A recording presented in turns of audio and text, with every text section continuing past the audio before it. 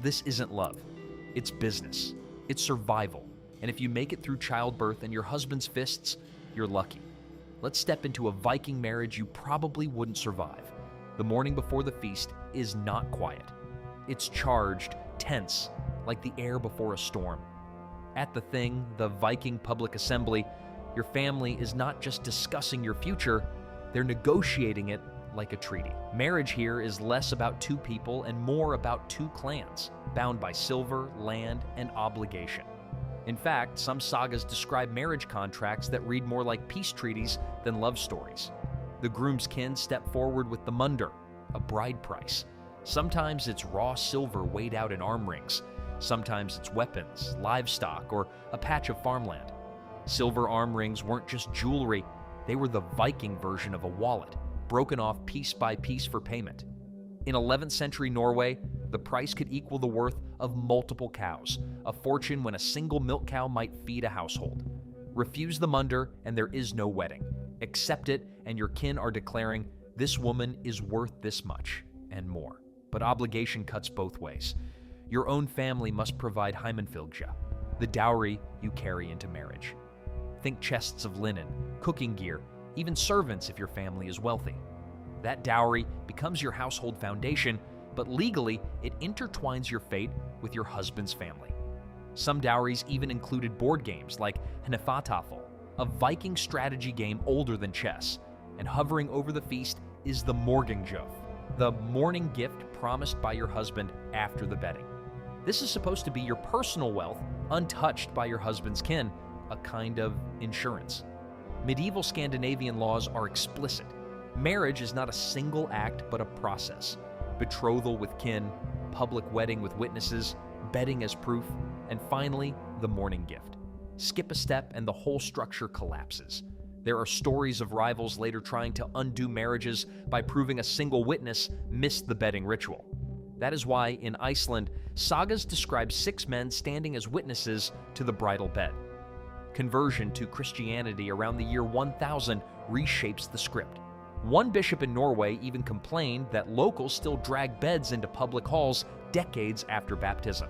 Bishops insist that marriage must also be about consent of the bride and groom. But consent here does not mean modern choice. It's more like nodding to what your kin already arranged. Provincial laws in Sweden and Norway still cling to the property triad, munder, dowry, morning gift, because without property transfers, a marriage has no legal teeth. The feast itself is wild, ale flowing, skalds singing, but beneath the songs is fear. Vikings brewed their ale so strong that some poems warn of warriors collapsing before the wedding night. Everyone knows one missed payment, one disputed dowry, or one unproven bedding could erase the union.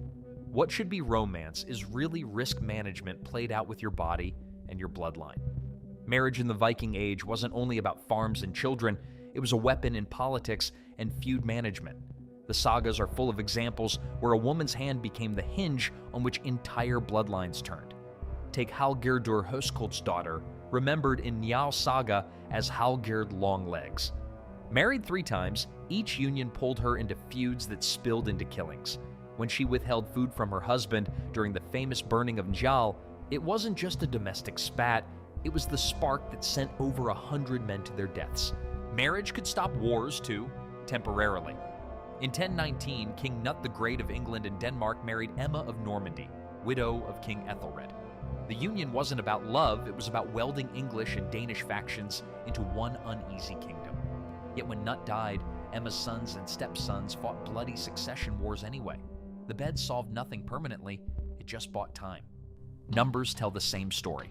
In Iceland alone, between the 9th and 11th centuries, more than 400 recorded blood feuds often tangled around marriages, dowries, and disputed inheritances.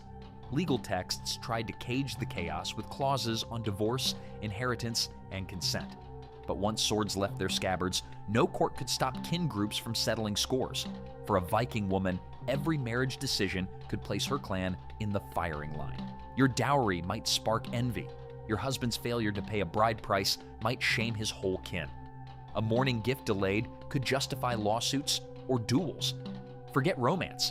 Your bed was a battlefield, your body the treaty line, your children the contested future. Curtains draw, prayers murmur, people hover longer than you'd like, and yes, Viking women could walk away. The sagas and law codes preserved the script. In Iceland's Gragas, divorce isn't a secret letter slid under a priest's door. It's a ritual of words. You recite your separation first at the marriage bed, then at the main door of the house, then finally at the thing, with witnesses gathered. The reasons are spelled out like sword strikes. A husband who beats his wife, neglects her, spreads false sexual slander, or commits shameful acts. Public words, public witnesses, so no clan can later deny what was said. The formula was so rigid that forgetting a single phrase could trap you in marriage for life. Norway's gulating and frostating laws echo the pattern. Family consent to wed, community witness to prove, public words to unwed. Compared to much of medieval Europe, where a wife might be trapped for life, a Norse wife's exit was real and deliberately noisy. Some sagas even describe divorces being announced in verse, turning heartbreak into public performance. Don't over-romanticize it. Guardianship still chained women to male kin. Politics still silenced voices. And after conversion to Christianity, bishops and priests pressed harder to curb divorce. But the levers were there, written in law. Even the National Museum of Denmark highlights women's rights to property and child custody in certain cases. A free Norse woman was not invisible. She was a node in a network of law, exchange, and labor, until that network turned against her. You want ages and timelines? Viking Scandinavia didn't keep registries, but the bones whisper. Osteological studies suggest most women married in their late teens to early 20s. That's later than the infamous child bride shockers at continental courts, where a 12-year-old duchess could be traded like a pawn. Geography and farming rhythms slowed things in the north. Fields dictated when households could spare a worker. Kin bargained like merchants until the silver and seasons aligned. Christian canon law, rising between 960 and 1100, tightened expectations, pushing spousal consent into the ritual, but local law kept hammering home the same stage steps: betrothal, feast, bedding, gift. Romance was optional. Strategy was not. Then comes the danger that laughs at law: childbirth. Pre-industrial maternal mortality wasn't a myth. Modern reconstructions suggest 1% to 2% of mothers died in every single birth. Multiply that by the 6 to 8 children many women bore, and the odds of surviving the full cycle plummeted. One Icelandic cemetery shows 3 women buried side by side, all dead within days of childbirth. Add infant mortality rates approaching 200 to 300 per 1,000, and every cradle was a wager against death. Archaeology makes it visceral. Graves where a woman lies beside a swaddled newborn, stories frozen without names. And it wasn't just statistics. Think iron-poor diets through dark winters, no physicians nearby, and wounds that sepsis or hemorrhage turned fatal. A wedding feast's laughter always had an echo. Someone at the table wouldn't be there next year. The sagas quietly note it too. Characters vanish between chapters. Casualties of childbirth never written down. Meanwhile, marriage was an economic engine. Your dowry wasn't pocket money. It was the loom, the cattle, the household tools that could keep a farm alive. The bride price, the munder, flowed towards your kin. The morning gift sweetened your own hand. These weren't quaint customs. They were insurance policies. A failed voyage, a feud, a sudden famine. When disaster came, your legal claim on that morning gift might be the thin line between dignity and ruin. Provincial laws obsessed over this balance. Who got what if a man died without heirs? What happened if inherited land, arvajor, threatened to drift from the kin group? Property wanted to flow down male lines, but law carved out exceptions for documented gifts, dowries, and widows' rights. A clever woman, or her kin, could use those clauses to stay afloat. Marriage, in short, was a hedge fund run on lives and land, every step binding you tighter to a network of risk and obligation. And yes, concubinage existed. The sagas use the word frilla for a recognized secondary partner.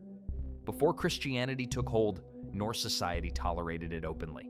Men of wealth or power could maintain a frilla alongside their wife, sometimes settled on distant farms, borderlands, or even in towns. Children from these unions might be acknowledged with gifts or quietly erased from family memory, depending on politics. For a wife, this wasn't a subplot from a Netflix drama, it was a direct threat to your children's inheritance rights. If a husband favored a frilla's son, the balance of land, silver, or even chieftainship could tilt. Law codes gave wives leverage, legal protest, kin backing, and sometimes church courts, but in practice, it depended on whether anyone listened. Where does the church fit? By the late 900s, Scandinavian rulers embraced Christianity as much for diplomacy as for faith. By 1100, archdioceses rose in Lund and Nidaros, priests spread through the countryside, and marriage slid, piece by piece, from a kin contract to a church sacrament. But the hybrid system was messy. Local law still demanded bride price, dowry, bedding, and mourning gift. Church canon layered on banns, priestly blessing, and spousal consent. Miss one side of the equation, and your marriage could unravel. Too pagan, and bishops challenged it. Too clerical without kin backing, and your neighbors laughed it out of court. The old gods faded, but the old paperwork lingered like smoke in the hall. So let's walk on a wedding day in the Viking twilight. Morning, negotiations finalize. Silver arm rings change hands. Noon, clasped hands, oath-like words, and witnesses nodding. Afternoon, the feast explodes. Tables groaning with roasted meat, ale flowing in horns, skalds chanting verses to honor both families. Evening, the noisy escort to the bedchamber. The ritual could veer funny, bawdy, or terrifying. A guardian accepts a bride price he has no right to, and years later, a rival clan drags the matter before the thing, arguing the betrothal was void from the start. A husband promises his wife a morgenjuff of farmland, but never delivers. Decades later, after his death, the widow fights bitterly with her in-laws over that missing piece of property, because the mourning gift was her only legal shield. In the sagas, you can practically hear the echo of these disputes, tiny cracks in the system that widen into feuds. And then there's violence.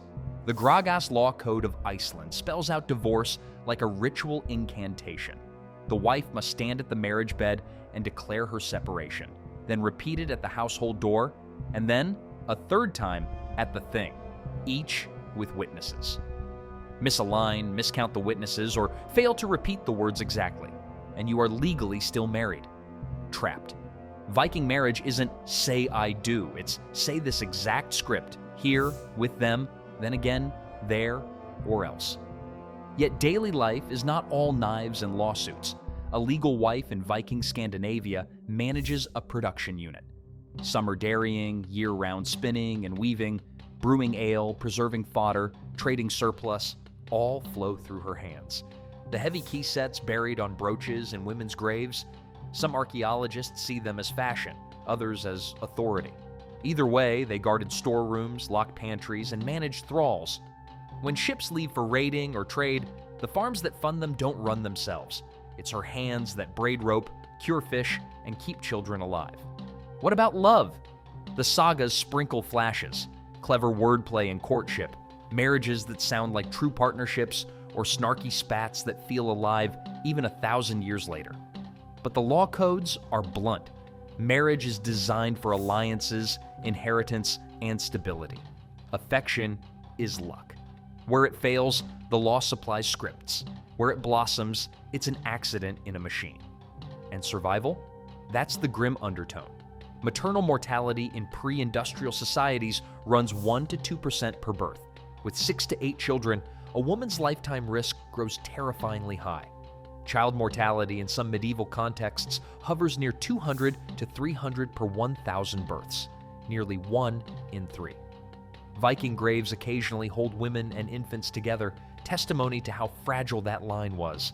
Every funeral redraws inheritance maps, every remarriage is rushed. Widows often remarry within a year, widowers sometimes faster. Marriage contracts include, if one dies, clauses as routinely as we add insurance riders today. Death wasn't an accident, it was a budget line. And yet, there's agency, threaded right through the bracing parts of a Viking marriage. Icelandic and Norwegian law codes preserve the wife's voice in divorce. Speak at the bed, speak at the door, speak at the thing. They preserve her claim to the morgengjöf, the morning gift that was hers alone. They acknowledge her labor at the center of the household economy. When Christian reform sweeps north between 960 to 1100, the double edge cuts both ways. Women lose the legitimacy of the frilla, recognize concubines tolerated in pagan custom, but they gain canon law consent and incest bans that block the worst dynastic schemes. Was this mix better?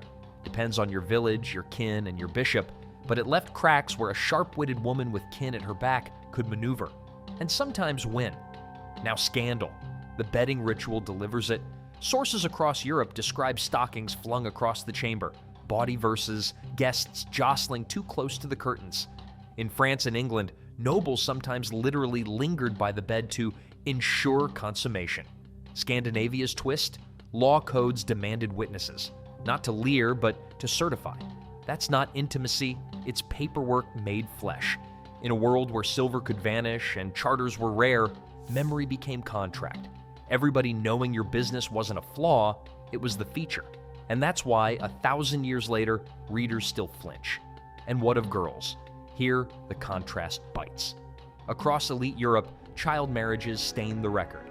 Margaret Beaufort at 12, Isabella of Valois at 6. But Norse agrarian reality worked differently. Without written registries, we rely on osteology and medieval statistics. Most Scandinavian women likely married in their late teens to early 20s. Why? Because farms needed workers, and parents wanted sons-in-law who could split timber and keep haylofts full. Christian canon law also discouraged child consummation, nudging the practice toward later ages. This doesn't mean Viking women had freedom. It means the grind of farm life and long winters slowed down aristocratic predation. This was Viking marriage, part alliance, part spectacle, part cage, and part stage, where even those without swords could sometimes script their way free. Zoom out to the long arc. By around 1050 to 1200, Scandinavia is functionally Christian. Kings like Olaf Tryggvason and Olaf Haraldsson, Saint Olaf leaned hard on the church to strengthen royal power. Over the next century, the law codes change shape. Suddenly bans, announcements of marriage matter, priests stand at church porches to bless couples, and clergy become the gatekeepers of marriage. The old bedding ritual, where 6 men could literally stand by the bridal bed to prove the union, begins to lose its hard legal teeth. Instead, saying consent words before clergy gains weight. Still, rural families cling to the older steps, property transfers, dowry, mourning gift, because these pieces keep their bite in court. Born around 1000, you live the messy hybrid. Born in 1200, you live the church's streamlined way. Either way, the community still demands receipts. Keys return here, one last time. If you wander through the National Museum of Denmark or Stockholm's Historiska Museet, you'll see heavy iron keys displayed on women's brooches from graves. Archaeologists love them because metal survives, textiles and feelings don't. But do keys always mean power? Some lock food stores, others are symbolic or even fashionable. What matters is what the law says. Married women had responsibility for stored goods, dowry wealth, and running the household economy. The sagas call this the Redandi Kona, the woman who rules, who organizes. Power here isn't a crown. It's who counts the cheese sacks, who guards the loom weights, who knows where the nails are. Keys anchor memory of that authority. So, is there peace in this system? Strangely, yes, incompetence. A Norse marriage that works is 2 production lines meshing. His timber and trading, her dairy and cloth, his law speaking at the thing, her accounting of stores. They argue, yes, but they also co-manage survival. When to sell a boat, when to slaughter a cow, when to hold back grain because winter smells worse than the sky admits. These are joint calls. The harsh laws hover in the background, ready when things fall apart. But most households muddle through, enduring winter, savoring summer, raising children to inherit the same grind. So, would you survive a Viking marriage? Only if you can stomach public rituals, memorize legal scripts word for word, bargain like a CFO, face childbirth with 11th century odds, and shout your rights at thresholds while your neighbors judge every syllable. More honestly, you'd need your kin. Alone, you're vulnerable. With a clan and a clever head, you've got a fighting chance. That's the Viking paradox. The same community that guards you will also crush you, sometimes in the same week.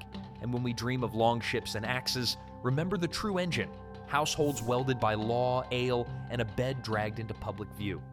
Love sometimes sparks here, but survival itself is the love story. Contracts, keys, gifts at sunrise, and children who stagger through another February. Master that, and you don't just survive a Viking marriage, you own it. The rest of us? We're lucky to swipe right in private. So, would you survive a Viking marriage? Odds say, probably not, but if you thought marriage was brutal, wait until you see what happened to those who weren't even free. Viking raiders didn't just steal silver and gold, they stole people. Shackled, branded, worked to death, even sacrificed alive. Click here to uncover the most horrifying acts Viking raiders did to their slaves. It makes marriage look merciful,